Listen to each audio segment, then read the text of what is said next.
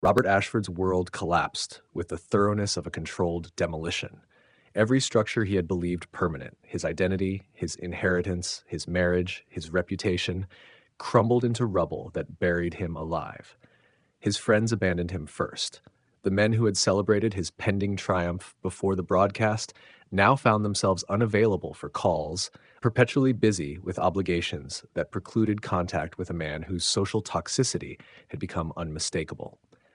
Country club memberships that had been processed automatically for decades suddenly encountered administrative complications.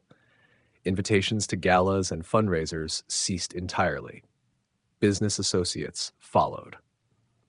The Ashford Pharmaceuticals board met in emergency session 4 days after the broadcast, and while the proceedings were technically confidential, Robert received reports of the discussion, motions to remove him as CEO, concerns about his mental state, debates over whether his continued presence damaged the company's stock price.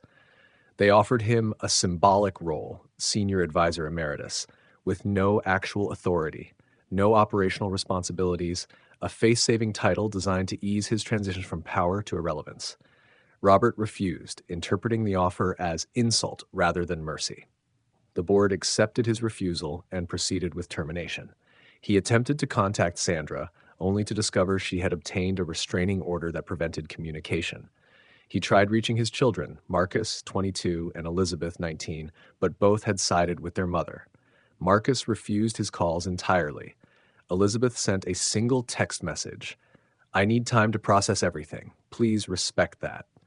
Eleanor avoided him as well, her shame and guilt manifesting as distance she could not overcome. The woman who had built decades of lies to protect him now found the sight of her son unbearable.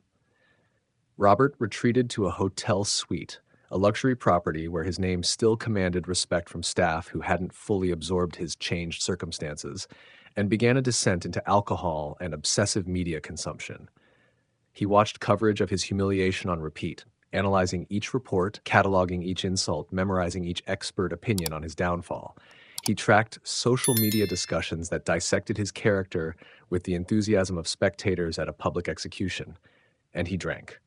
Bourbon, primarily, expensive bottles delivered by room service consumed in quantities that would have alarmed anyone watching. Desperation breeds delusion, and Robert's desperation had grown profound.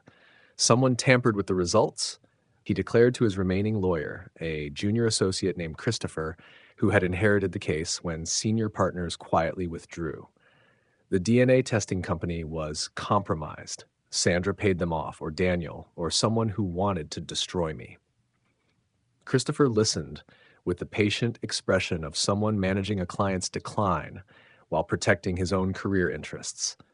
"Robert, we've had the results independently verified by 3 laboratories. The genetic markers are consistent across all tests.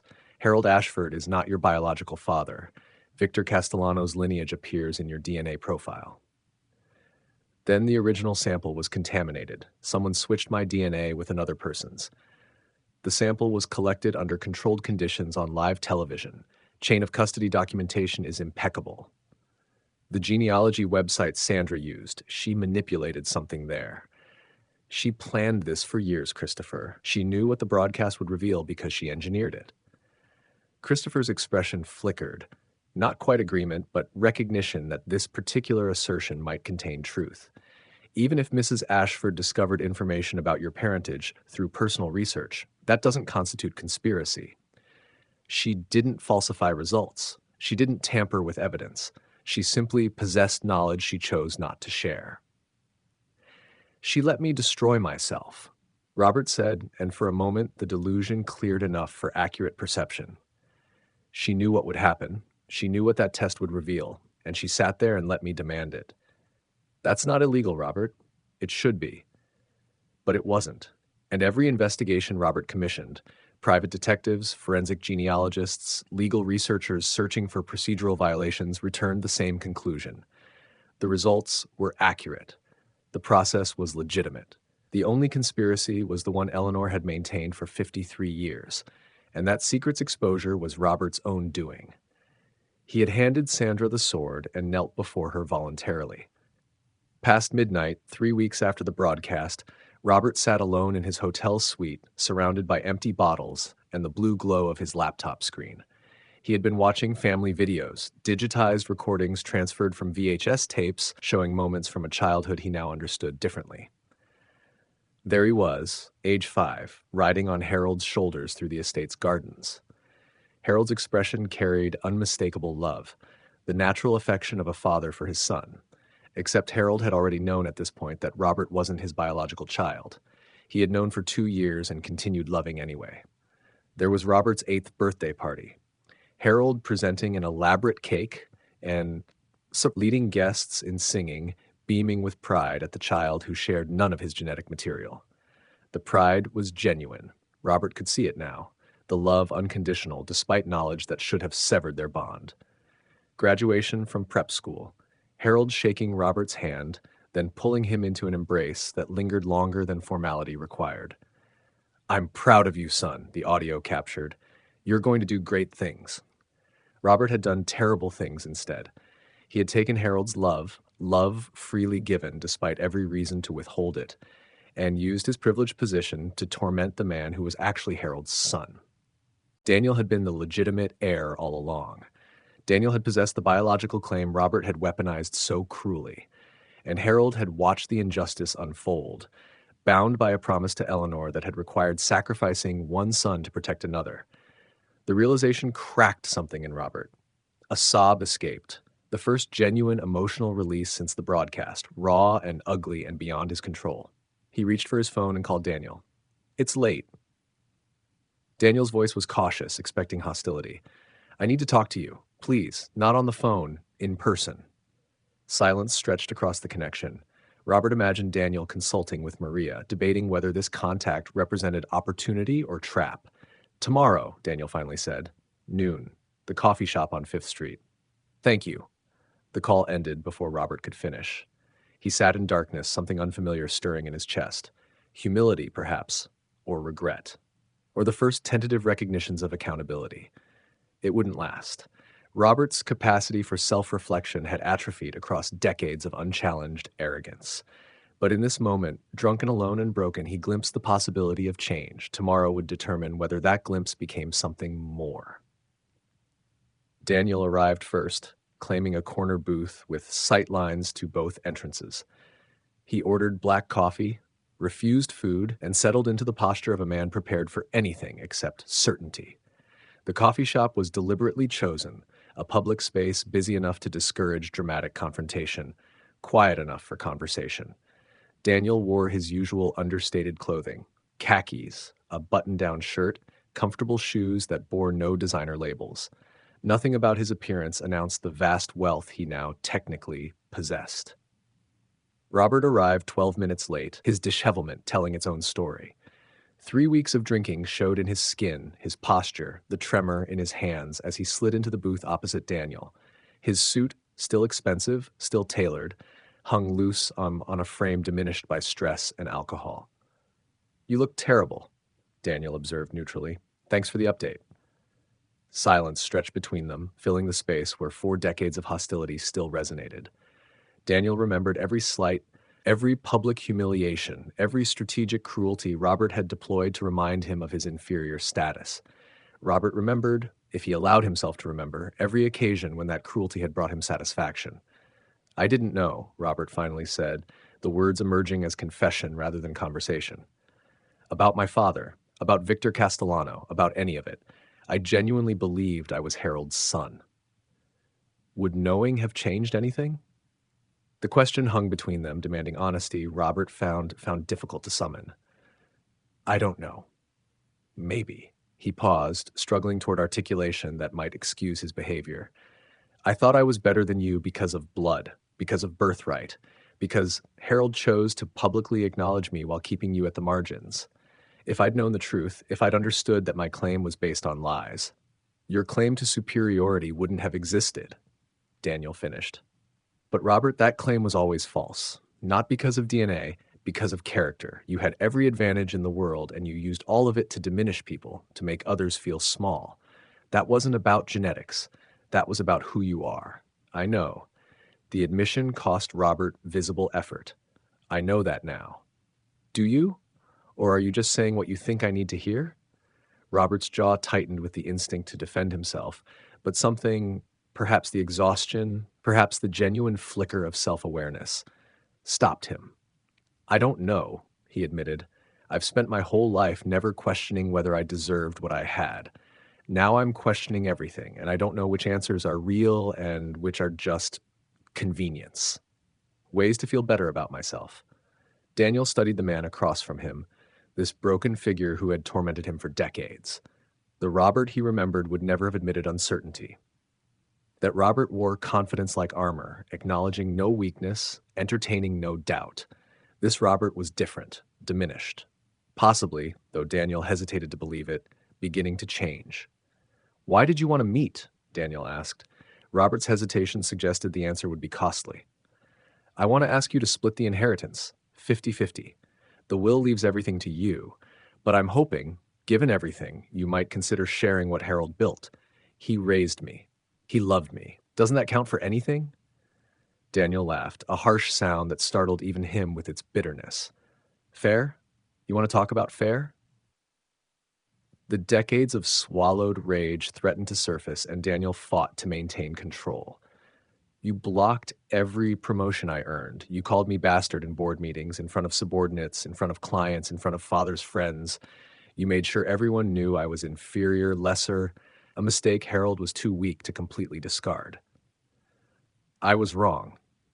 You were cruel." Daniel's voice sharpened. "There's a difference. Wrong implies ignorance, misunderstanding. You knew exactly what you were doing. You enjoyed it. Making me feel small made you feel big, and you pursued that feeling relentlessly for 40 years. Robert absorbed the accusation without defense. What defense existed? "So you won't consider splitting the inheritance?" "I haven't decided what to do with the inheritance," Daniel said. "I'm still processing the fact that father left everything to me, that in the end, despite decades of protecting your position, he structured his will to acknowledge biological truth. He updated it 3 months ago, added language specifying biological descendants." Daniel nodded slowly, processing this information. "He knew something would happen, maybe not the broadcast specifically, but something. He was preparing for revelation. He was preparing to cut me out entirely. He was preparing to finally do right by his actual son." Daniel's voice softened slightly, not with sympathy for Robert, but with complexity of his own emotions. "I spent my life thinking he didn't care about me, that I was just a scandal to be contained. Now I learn he was wrestling with this for decades, protecting you while knowing I was the one who deserved protection. So what happens now?" Daniel considered the question with visible care. This moment, this conversation, would determine whether 40 years of enmity transformed into something else or simply continued in new forms. "I'll do what father asked," Daniel finally said. "The will is clear. The inheritance passes to biological descendants, which means it passes to me. Beyond that," he paused, "I haven't decided." "Daniel, please." Robert's desperation broke through his remaining composure. "I'll apologize publicly. I'll admit everything I did wrong. I'll give interviews acknowledging your suffering and my cruelty. Just don't leave me with nothing." Daniel studied his former tormentor, this desperate, broken man who had made his life miserable since childhood. Something in him wanted to refuse absolutely, to let Robert experience the exclusion and diminishment he had inflicted on others, to watch him suffer as Daniel had suffered. But something else, something Maria's patience had nurtured, something his own dignity had preserved, resisted that impulse. "I'll think about it," Daniel said finally, "but not for you, for father, because he loved you despite everything, and I'm trying to understand why." He left money on the table for the coffee and stood. "You should get help, Robert, professional help. Not for the inheritance, for yourself. You're drowning and money won't save you." Daniel walked out of the coffee shop without looking back. Robert sat alone in the corner booth, surrounded by strangers who didn't recognize him, clutching a hope he wasn't certain he deserved. 6 months had transformed the Ashford scandal from breaking news into cultural phenomenon. The divorce trial of Ashford v. Ashford commanded coverage usually reserved for political upheavals or celebrity deaths. Every major network stationed correspondents outside the Manhattan courthouse, their live feeds capturing the steady stream of spectators, legal analysts, and curiosity seekers who gathered each morning like pilgrims approaching a shrine of public judgment. The courtroom itself had been selected for its capacity to accommodate media presence while maintaining judicial dignity. Dark wood paneling absorbed the constant flash of cameras during approved photography windows. The gallery filled to capacity an hour before each session, spectators arriving early to secure seats for what legal commentators had dubbed the trial of the decade. Sandra Ashford arrived each morning with the measured grace of a woman who understood that every entrance was a performance. She wore simple, elegant clothing, tasteful dresses in muted colors, minimal jewelry that caught the light without demanding attention, makeup so subtle it appeared almost absent. Her posture projected quiet dignity, shoulders straight but not rigid, chin lifted but not defiant, hands folded in gestures that suggested prayer more than preparation for battle. She sat at the plaintiff's table beside Rebecca Torres, whose designer suits and predatory reputation provided deliberate contrast. Sandra was the wounded dove. Rebecca was the hawk who would deliver justice on her behalf. The visual narrative wrote itself for cameras and jurors alike. Across the aisle, Robert Ashford presented a study in deterioration that no amount of expensive tailoring could disguise. He had lost perhaps 20 pounds since the broadcast, weight that had melted from his frame along with his confidence, his certainty, his fundamental understanding of who he was. His custom Italian suit, fitted 6 months earlier for a man of substance and power, now hung loose on shoulders that seemed to have forgotten how to carry authority. His legal team, reduced from the prestigious partners who had initially represented him to a younger associate named Thomas Whitfield, who had inherited the case when senior attorneys discovered scheduling conflicts, sat beside him with the careful neutrality of professionals managing inevitable defeat. The Honorable Margaret Chen presided, a 63-year-old jurist known for methodical proceedings and zero tolerance for courtroom theatrics. She had issued strict guidelines about media conduct, witness behavior, and the boundaries of acceptable advocacy. Both legal teams understood that Judge Chen would decide this case based on evidence and law, not drama and emotion, which made Sandra's strategy all the more effective because her evidence was devastating and the law was on her side. Rebecca Torres approached the presentation of evidence with the systematic precision of a surgeon documenting an autopsy. Each exhibit, each testimony, each piece of documentation served a specific purpose in the larger narrative she was constructing. That Robert Ashford had waged a decades-long campaign of psychological warfare against his wife, and that his attempt to publicly humiliate her represented merely the most visible manifestation of patterns established throughout their marriage.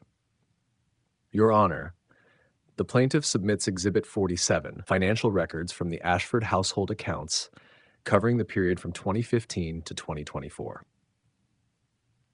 Rebecca's voice carried clearly through the courtroom as she displayed documents on screens positioned for judge, jury, and gallery viewing. The records told their own story. Robert's personal expenditures, country club memberships, luxury vehicle purchases, wine collections, art acquisitions, totaled millions annually.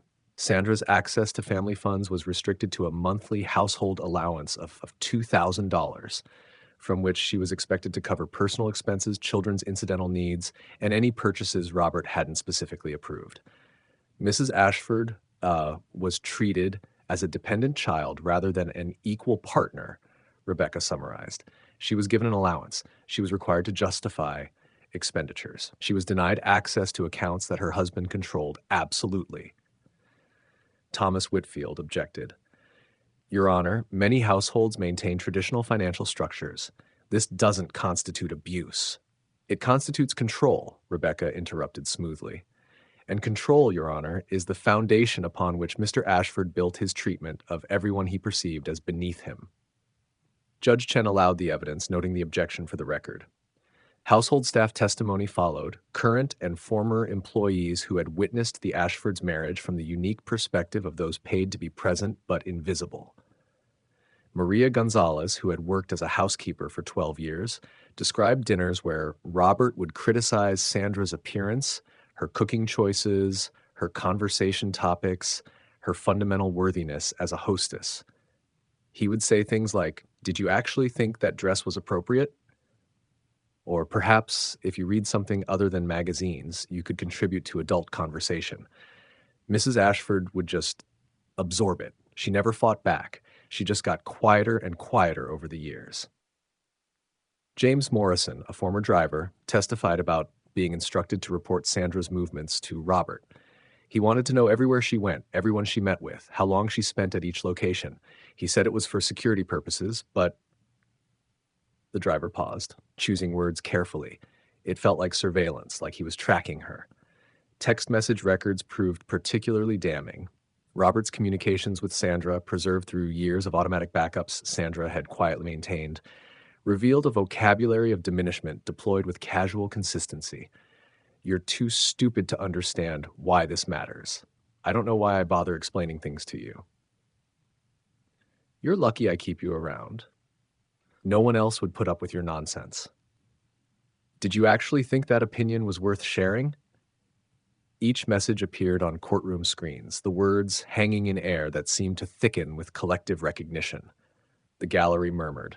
Media representatives scribbled frantically, capturing quotes that would dominate evening news cycles. Rebecca introduced testimony from Dr. Sarah Winters, a therapist Sandra had consulted secretly for 3 years. Doctor-patient privilege had been waived by Sandra for purposes of the trial, allowing Dr. Winters to describe clinical observations. Mrs. Ashford presented with symptoms consistent with long-term emotional abuse, Dr. Winters testified. Diminished self-esteem, hypervigilance regarding her husband's moods, difficulty trusting her own perceptions and judgments.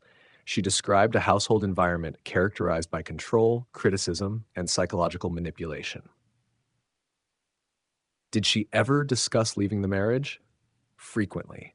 But she expressed concerns that leaving would result in financial devastation due to the prenuptial agreement and that her husband would use his resources to destroy her reputation and limit her access to their children.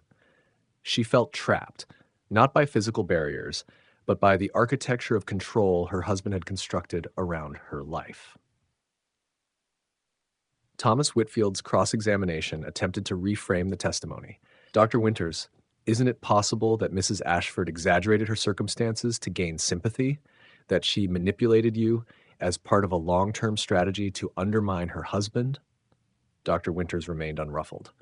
In my professional experience, victims of emotional abuse often understate their circumstances rather than exaggerate them. Mrs. Ashford's accounts were consistent across years of sessions and aligned with patterns I've observed in hundreds of similar cases. Her descriptions of Mr. Ashford's behavior were specific, detailed, and emotionally authentic. But you can't definitively prove Mr. Ashford did what she claimed. I can't prove what happens inside any marriage. I can only report what my patient consistently described and how those descriptions align with established patterns of psychological abuse. Dr. Winters met the attorney's eyes steadily. Mr. Ashford's behavior, as described by his wife, fits clinical criteria for coercive control. That's my professional assessment. Each revelation landed like successive blows against a structure already compromised. The gallery's energy shifted palpably from curiosity to judgment, from speculation to conviction. Whatever sympathy Robert might once have claimed as the man deceived by his mother's lie evaporated under the weight of evidence demonstrating that deception and cruelty were central features of his own character. Thomas Whitfield attempted to stem the tide. Your Honor, the plaintiff is painting a one-sided picture. Mrs. Ashford is merely a scorned wife seeking revenge through exaggeration and selective presentation. Counselor, Judge Chen interrupted, the evidence presented has been properly authenticated and entered into the record. Your characterization of the plaintiff's motives is argument, not fact. Save it for closing statements. The evidence parade continued. Documentation of Robert monitoring Sandra's phone location without her knowledge or consent. Records of his interviews before the DNA broadcast, where he described publicly humiliating his wife as justice and accountability. Testimony from Sandra's friends describing social isolation as Robert systematically severed her connections to support systems outside his control. By the end of the second week, the pattern was undeniable. Robert Ashford had spent 23 years treating his wife as property to be controlled rather than a person to be respected. The DNA broadcast was not an aberration.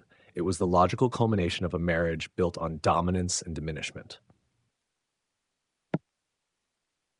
Sandra's testimony was scheduled for the trial's third week, positioned strategically after the evidence had established context for her words.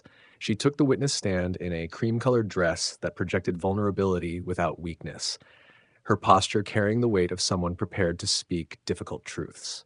Rebecca Torres approached the direct examination with deliberate gentleness, allowing Sandra to tell her story in her own rhythm.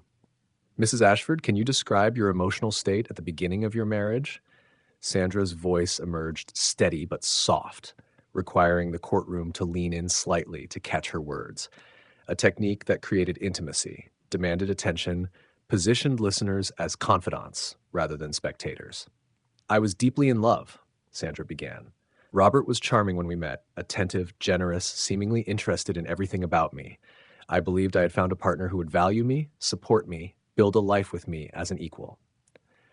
When did that perception begin to change? Gradually. So gradually, I didn't recognize it as change. I interpreted it as normal adjustment to married life. Sandra paused, gathering memories that had been excavated and examined countless times. The first year, his criticisms seemed like helpful suggestions. The second year, they became more frequent, more pointed. By the fifth year, I had stopped sharing opinions because sharing invited attack. By the 10th year, I had stopped recognizing myself. Can you give the court specific examples? Sandra provided them, methodically, painfully, with the clinical precision of someone who had documented experiences rather than simply endured them. Dinners where Robert mocked her in front of guests, business events where he introduced her as my wife who doesn't understand these things but looks pretty enough. Private conversations where he explained with patient condescension why her thoughts and feelings were incorrect, irrational, evidence of her fundamental inadequacy. Did you ever consider leaving during these years? Constantly. But leaving required resources I didn't control, support systems Robert had isolated me from, and confidence he had systematically destroyed. I stayed because I couldn't imagine surviving outside the prison he'd built around me. What changed? Sandra's expression shifted subtly. Something flickered behind her eyes that might have been satisfaction, quickly suppressed. I realized that waiting for him to change was waiting for something that would never happen. So I stopped waiting for change. I started preparing for escape. Can you describe that preparation? I began documenting his behavior, saving text messages, noting incidents in a private journal, preserving evidence of the pattern I'd lived inside for years. I consulted a therapist to understand what I was experiencing. I retained legal counsel to understand my options. Rebecca paused, allowing the courtroom to absorb the image of Sandra preparing her case while continuing to endure her marriage. Then she asked the question everyone was waiting for. Mrs. Ashford, did you know what the DNA results would reveal before the broadcast? The silence that followed seemed to compress the courtroom into a single held breath. Sandra's answer would determine whether she was pure victim or strategic actor, and how that answer landed would shape everything that followed. Yes, Sandra said simply. I discovered the truth about Robert's parentage 3 years before the broadcast. Gasps erupted from the gallery. Robert's face contorted with fury he could barely contain. Thomas Whitfield half rose from his seat before thinking better of it. You knew? Robert's voice cut through the courtroom noise, violating every protocol of trial conduct. You knew and you didn't tell me? Judge Chen's gavel cracked sharply. Mr. Ashford, you will remain silent, or you will be removed from this courtroom. Counselor, control your client. Thomas Whitfield placed a restraining hand on Robert's arm, murmuring urgently. Robert subsided, but his glare remained fixed on Sandra with an intensity that seemed to generate its own heat. Sandra continued as if the interruption hadn't occurred. I discovered the information through genealogy research, a website that matched DNA profiles with family connections. Robert's profile, submitted through a corporate health screening I encouraged him to complete, connected him to a paternal line that wasn't the Ashford family. Why didn't you share this information with your husband? Sandra considered the question with visible care, choosing words that would resonate beyond the courtroom. I considered it many times, but I understood something about Robert that perhaps he doesn't understand about himself. Information, in his hands, becomes weaponry. If I had told him privately, he would have found ways to suppress the truth while redirecting his anger toward me. He would have blamed me for the discovery. He would have accused me of manufacturing evidence or conspiring against him. The information would have become another tool for his cruelty rather than a catalyst for change. So you waited. I positioned myself. I documented his behavior. I built a case for the abuse I had endured. And I waited for his own actions to create circumstances where the truth would emerge. Sandra's eyes met Robert's across the courtroom, holding his gaze with steady calm. I didn't destroy you, Robert. I simply stopped protecting you from yourself. The words hung in the charged air, reshaping the trial's narrative in real time. Sandra was not merely a victim who had survived abuse.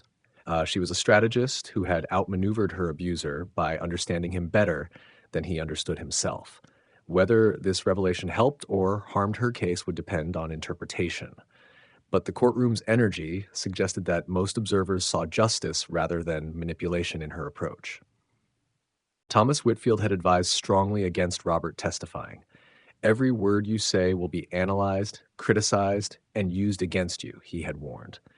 The evidence is already devastating. Taking the stand gives opposing counsel an opportunity to make it worse. Robert had dismissed the warning with the remnants of arrogance that still flickered within his diminished self. He would explain. He would contextualize. He would help the court understand that he was the true victim, deceived by his mother, manipulated by his wife, stripped of everything he had believed was rightfully his. The results were catastrophic. Robert took the stand in a suit that had once projected power and now merely emphasized his physical decline. His hands trembled slightly as he adjusted the microphone. His voice, when he spoke, carried an edge of desperation that undermined every word. I was a good husband, he insisted during direct examination. I provided for Sandra. I gave her everything. A beautiful home, financial security, social position. Whatever mistakes I made were born from stress and frustration, not cruelty. Thomas Whitfield guided him through prepared talking points, but Robert kept deviating, adding qualifications and justifications that opened doors better left closed. Yes, I monitored her location, but that was for her safety. The city can be dangerous, and I wanted to know she was secure. Yes, I controlled the finances, but Sandra had no head for money. She would have spent recklessly if I hadn't maintained oversight. Yes, I sometimes spoke harshly, but marriage is difficult. Everyone says things they don't mean when they're under pressure. Each explanation dug his grave deeper, revealing the controlling mindset that had characterized his treatment of Sandra. He couldn't see how his words sounded to others because he genuinely believed his perspective was reasonable, that surveillance was protection, that financial control was responsibility, that cruelty was merely stress relief. Rebecca Torres approached cross-examination with the focused intensity of a predator who had waited patiently for this moment. Mr. Ashford, you testified that you monitored your wife's location for her safety. Did you ever discuss this monitoring with her? Did she consent to being tracked? I didn't think she needed to know. It was for her protection. So you secretly surveilled your wife without her knowledge or consent? Is that accurate? When you phrase it that way, I'm using your own description, Mr. Ashford. You monitored her location without telling her. That's surveillance. That's control. That's not protection. Robert's jaw tightened. I was trying to keep her safe. Let's discuss the text messages entered into evidence. Exhibit 23, you're too stupid to understand why this matters. Did you send that message to your wife? I was frustrated that day. Did you send that message? Yes or no? Yes. Exhibit 24, I don't know why I bother explaining things to you. Did you send that message? Context is important. Yes or no, Mr. Ashford? Yes. Exhibit 25, you're lucky I keep you around. No one else would put up with your nonsense. Did you send that message? Robert's composure cracked visibly. I didn't mean. These are your words, Mr. Ashford, sent to the woman you claim to have loved and protected. Would you characterize telling your wife she's too stupid and lucky you keep her around as the behavior of a good husband? I said things I regret. Let's move to another pattern. Rebecca's voice sharpened. For 40 years, you referred to Daniel Mercer as bastard. You called him this name in private conversations, at family dinners, in board meetings, at your father's birthday celebrations. Is that accurate? That's not relevant to this divorce. It speaks to character, Mr. Ashford. It demonstrates a pattern of cruelty toward anyone you perceived as beneath you, a pattern that included your wife, your half-brother, your employees, anyone who lacked the power to fight back. Rebecca paused, letting the characterizations settle. The only difference between Daniel Mercer and Sandra Ashford is that Sandra found a way to fight back. Something snapped in Robert. The accumulated pressure of months of humiliation, loss, and forced self-confrontation reaching a breaking point that his diminished self-control could no longer contain. He rose from the witness chair, pointing at Sandra with a finger that shook with fury. She planned this. His voice cracked, scaling toward hysteria. She knew for years what that DNA test would reveal. She waited. She positioned herself. She let me destroy myself because she wanted revenge. Mr. Ashford, sit down immediately. Judge Chen's gavel cracked repeatedly. She's not a victim. Robert's tears flowed freely now, his composure utterly shattered. She's a predator. She spent years building a trap, and I walked right into it because I trusted her. Bailiff, if Mr. Ashford does not sit down, you think you've won? Robert directed the question at Sandra, his voice raw with anguish. You've taken everything. My inheritance, my reputation, my family. My children won't speak to me. My mother can't look at me. Are you happy now? Is this what you wanted? Sandra's response cut through the chaos with devastating quiet. I'm not happy, Robert. I'm free. There's a difference. Robert collapsed back into the witness chair as if her words had physically struck him. His shoulders shook with sobs he couldn't control. The courtroom watched in uncomfortable silence as the man who had once commanded empires dissolved into a broken figure incapable of maintaining even the pretense of dignity. Thomas Whitfield requested a recess. Judge Chen granted it, though her expression suggested she had already reached conclusions that no further testimony would alter. Judge Chen delivered her ruling with the methodical precision that had characterized her entire approach to the trial. She reviewed the evidence systematically, addressed legal arguments from both parties, and reached conclusions that surprised no one who had followed the proceedings. The court finds that the prenuptial agreement signed by Sandra Ashford is unenforceable due to unconscionable conduct by Robert Ashford throughout the marriage. Evidence presented demonstrates a sustained pattern of emotional abuse, financial control, and psychological manipulation that fundamentally altered the power dynamics upon which the prenuptial agreement was predicated.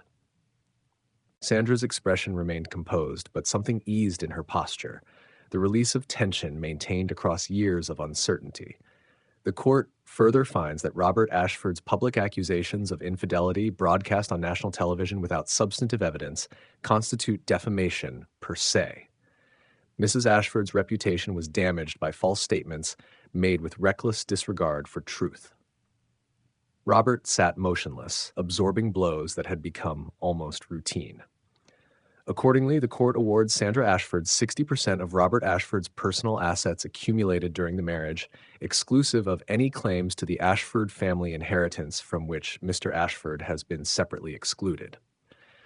Mr. Ashford is further ordered to pay all legal fees incurred by Mrs. Ashford in these proceedings, plus compensatory damages for defamation in the amount of $2 million. Judge Chen paused, setting aside legal documents to address the courtroom directly. A final observation for the record. This court has witnessed many divorces and many claims of spousal misconduct. Rarely have I encountered a case where one party so thoroughly orchestrated their own destruction through arrogance and cruelty. Mr. Ashford demanded a public spectacle to humiliate his wife. He received a public spectacle that revealed his own character. This court did not create those consequences. It simply ensured they reached their appropriate conclusion. She gathered her papers. Court is adjourned. Sandra walked through the courthouse corridor surrounded by lawyers, supporters, and the protective barrier of people who had witnessed her transformation from accused to vindicated. Media cameras tracked her progress, flashes illuminating her measured steps like a processional. Robert stood alone against a marble wall, separated from the flow of people by an invisible barrier of disgrace. He had no supporters, no protective entourage, no one to shield him from cameras that captured his devastation with hungry lenses. Their eyes met as Sandra passed, a moment that compressed 23 years of marriage into a single exchange of glances. Sandra saw what she had expected to see, not remorse. Robert was incapable of genuine remorse because genuine remorse required accepting responsibility he had never learned to bear, not self-reflection. Robert's understanding of events would always position him as victim, the wronged party, the target of conspiracies he couldn't quite identify but felt certain existed. She saw resentment, blame, the absolute conviction that everything would have been fine if only Sandra had been who he wanted her to be, submissive, silent, accepting of whatever treatment he chose to deliver. He would never understand what had happened. He would never recognize his own role in his destruction. He would die believing himself the victim of circumstances beyond his control, never grasping that he had controlled everything and chosen cruelty at every opportunity. Sandra felt no satisfaction in this recognition. She felt no triumph, no vindication, no pleasure in his suffering. She felt something she hadn't experienced in decades, the simple, profound relief of freedom. She walked past him without a word, without acknowledgement, without the gift of attention he no longer deserved. Behind her, Robert watched the woman he had underestimated for 23 years walk toward a future that no longer included him. Outside the courthouse, Sandra faced a wall of cameras and microphones with the composure of someone who had prepared for this moment as carefully as she had prepared for everything else. The autumn sun cast long shadows across the courthouse steps, lending the scene an almost theatrical quality, the final act of a drama that had captivated millions. Her statement was brief and precise, crafted for maximum impact with minimum words. Today's ruling closes a difficult chapter in my life. For 23 years, I lived inside a marriage that diminished me, controlled me, and ultimately attempted to destroy me publicly. I survived not through luck, but through preparation. I documented instead of despaired. I planned instead of panicked. I refused to become the bitter, broken person my husband's treatment might have created. She paused, allowing her words to settle before continuing. To anyone watching who recognizes their own relationship in my story, you are not stupid. You are not worthless. You are not lucky that someone keeps you around. Those are lies told by people who need you to feel small so they can feel big. Their cruelty reveals their weakness, not yours. A reporter's voice cut through the crowd noise. Sandra, did you feel guilty knowing the DNA results would humiliate your husband? Sandra considered the question with visible thoughtfulness, understanding that her answer would be dissected, analyzed, quoted, and debated. I felt many things during those years of waiting. Fear sometimes, impatience often, doubt occasionally. But guilt? She shook her head slowly. Robert chose to demand that public DNA test. Robert chose to accuse me of infidelity without evidence. Robert chose to transform our private matters into entertainment for millions. I simply chose not to protect him from the consequences of his own choices. Do you consider yourself a victim or a victor? I consider myself free. The labels others apply are their concern, not mine. What message do you have for Robert Ashford? Sandra's smile emerged then, small, controlled, but genuine in a way that hadn't been visible throughout the proceedings. It was the smile of someone who had played a long game and reached its conclusion. He wanted to humiliate me. I just let him go first. She turned and walked toward her waiting car, surrounded by lawyers and supporters who formed a protective corridor through the crowd of reporters. Cameras captured her departure from every angle, her dignity, her composure, her absolute control of the narrative that had threatened to destroy her. Through the courthouse doors, still visible to telephoto lenses, Robert stood alone, diminished, defeated, watching the woman he had underestimated orchestrate her final triumph. The cameras captured that too. 2 weeks after the verdict, the practical machinery of divorce ground forward with bureaucratic indifference to emotional devastation. Assets were inventoried, valued, and divided according to court order. Properties were assessed. Investment portfolios were untangled. The material accumulation of 23 years of marriage was reduced to spreadsheets and transfer documents. Sandra moved into a brownstone on the Upper West Side, purchased with funds from her settlement. The building was modest by Ashford standards. No doorman, no private elevator, no staff quarters, but luxurious by any measure that didn't involve billionaire comparisons. 4 stories of pre-war elegance, filled with light that streamed through tall windows, surrounded by neighbors who were doctors and professors and artists, rather than hedge fund managers and corporate executives. She filled the space with books accumulated across years of secret reading, art chosen for personal meaning rather than investment value, furniture selected for comfort rather than display. For the first time in decades, she lived in rooms that reflected her own taste rather than someone else's expectations. Her children came with her. Marcus, 22, had graduated from Columbia the previous spring and was pursuing graduate studies in environmental policy. Elizabeth, 19, was midway through her sophomore year at NYU. Both had witnessed their father's treatment of their mother for years, had made excuses for it, had normalized it, had participated in the family's collective pretense that everything was acceptable. Now they grappled with their own complicity. "Mom," Elizabeth asked one evening, curled on the living room sofa in the brownstone, "why did you stay so long? Why didn't you leave years ago?" Sandra set aside the book she had been reading, a novel, something Robert would have dismissed as frivolous, and considered the question she had asked herself countless times. Leaving felt like admitting I had failed, that I had chosen wrong, loved wrong, built wrong. Your father had convinced me that I couldn't survive without him, that I was too stupid, too helpless, too dependent to function independently. She paused, gathering words for truths that remained painful despite liberation. And I was waiting for the right moment. The moment when leaving would actually work, when I wouldn't be destroyed by the process. That moment kept not arriving until it finally did. But you could have left. You're not helpless. I know that now. I knew it then, intellectually. But knowing something and feeling it are different experiences. Your father was very skilled at making me feel incapable while knowing I was not. Elizabeth absorbed this, her young face processing complexities she was only beginning to understand. I'm sorry I didn't see it. I'm sorry I didn't help. You were a child, and then you were a teenager navigating your own relationship with your father. It wasn't your responsibility to rescue me. Sandra reached for her daughter's hand. I rescued myself. That's how it should have been. Robert, meanwhile, inhabited a different version of aftermath. He moved into a rental apartment in Murray Hill, a 2-bedroom unit that would have seemed perfectly adequate to most people, but represented a catastrophic descent for a man who had spent 52 years in mansions. His assets remained frozen pending final distribution, limiting him to funds from accounts that predated his marriage. The few friends who had celebrated his pending triumph before the broadcast had long since stopped returning calls. Business associates who had once sought his favor now declined meetings with apologetic assistance.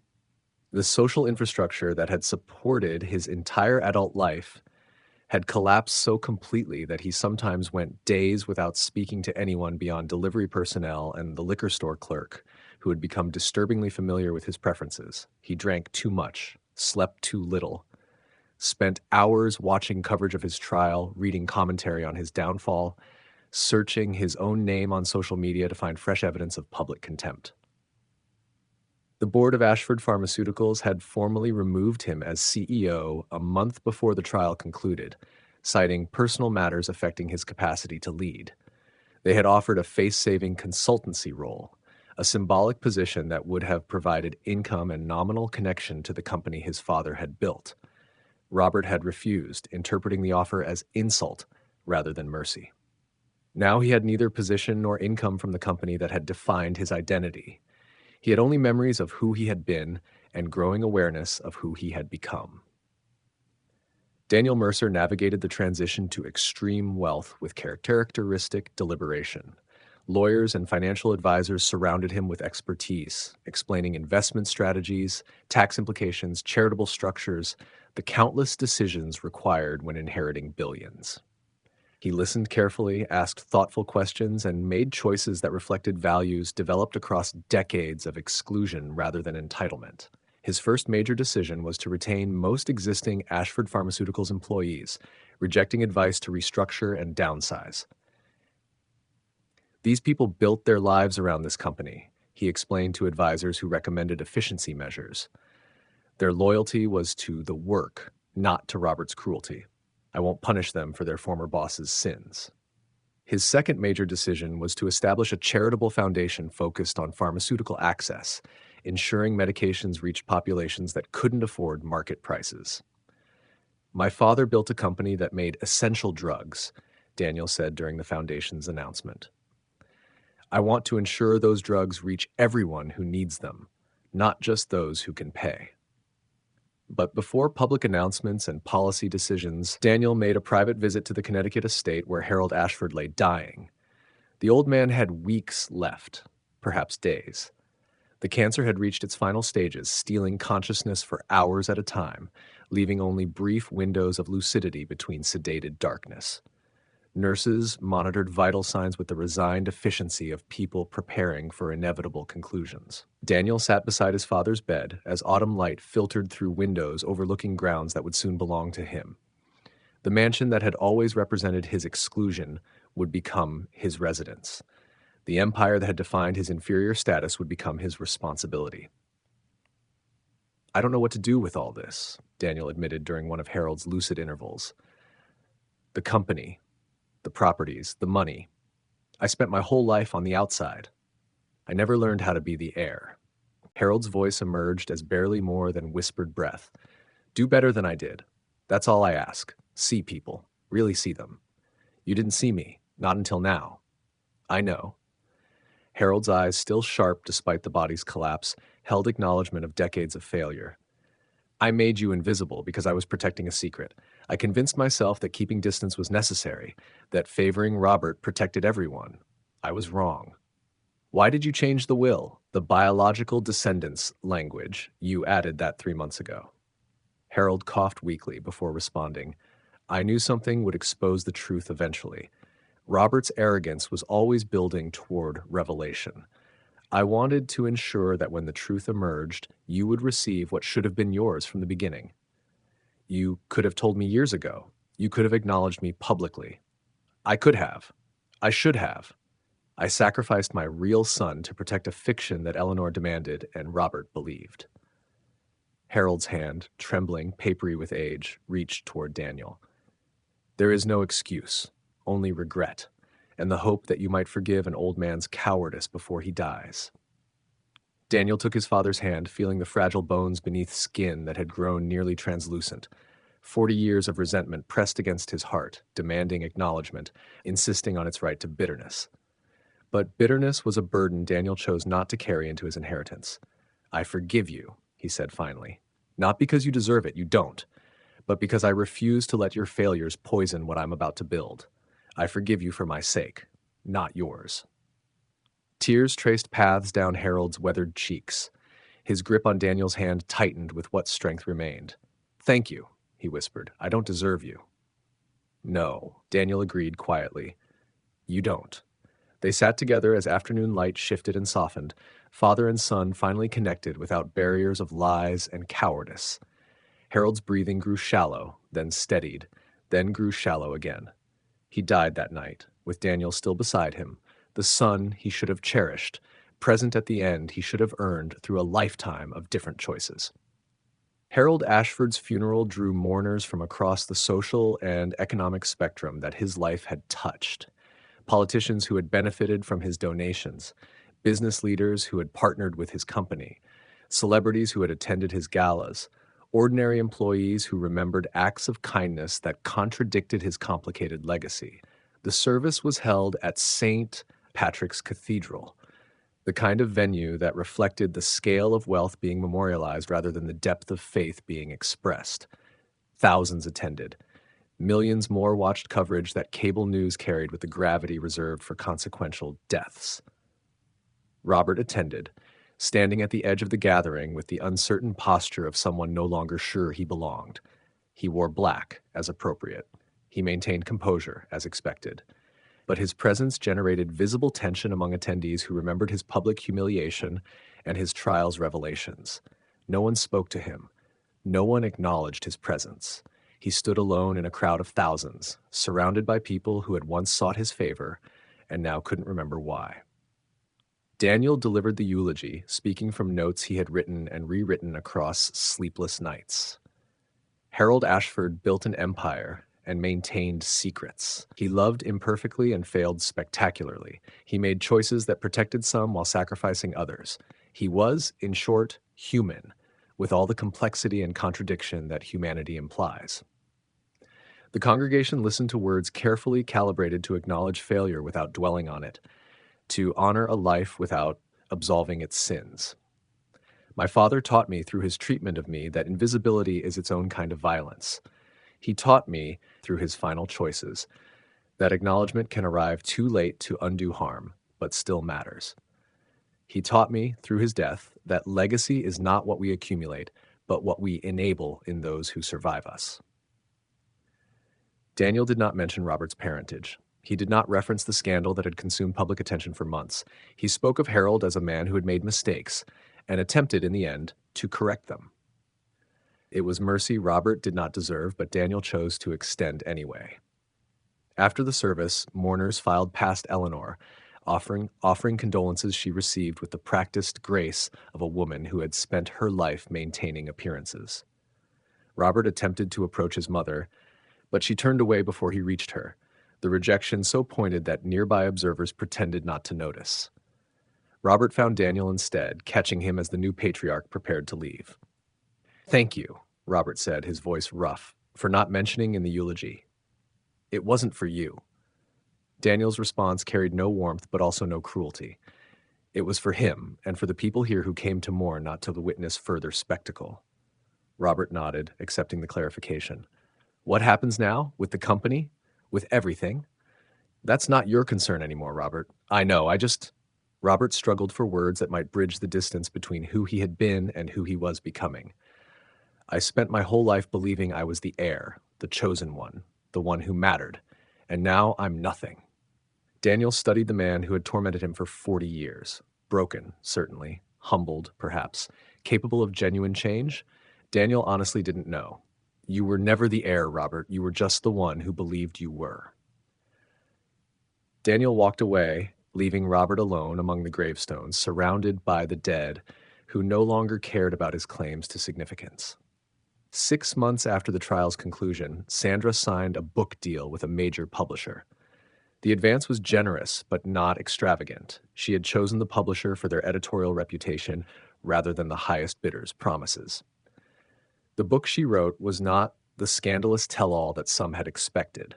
It was, instead, a thoughtful memoir about recognizing patterns of emotional abuse, documenting experiences for future protection, and positioning oneself for escape from controlling relationships. "I'm not interested in revenge publishing," she explained to her editor during early discussions. "Robert has already destroyed himself more thoroughly than any exposé could accomplish. What I want to offer is something useful, a framework for other people trapped in similar circumstances." The book, titled Positioning: A Survivor's Strategy, became a bestseller within weeks of publication. Its success stemmed not from celebrity scandal, but from practical wisdom. Sandra's methodical approach to documentation, her patience in waiting for appropriate moments, her understanding that leaving abusive relationships required preparation rather than impulse. She was invited to speak at conferences, universities, domestic violence organizations, corporate leadership events. Her message resonated across demographics. Document everything, trust your instincts about mistreatment. Understand that feeling powerless and being powerless are different conditions. Abusers depend on your silence, she told audiences who listened with recognition and hope. They depend on your isolation. They depend on your belief that no one will believe you, that you can't survive without them, that you somehow deserve what they deliver. Breaking those dependencies requires strategy, patience, and absolute commitment to your own worth. 1 year after the DNA broadcast that had changed everything, Sandra agreed to a single in-depth interview with a journalist whose reputation for thoughtful coverage had earned Sandra's trust. They sat in Sandra's brownstone study, a room filled with books and art and the quiet evidence of a life rebuilt on her own terms.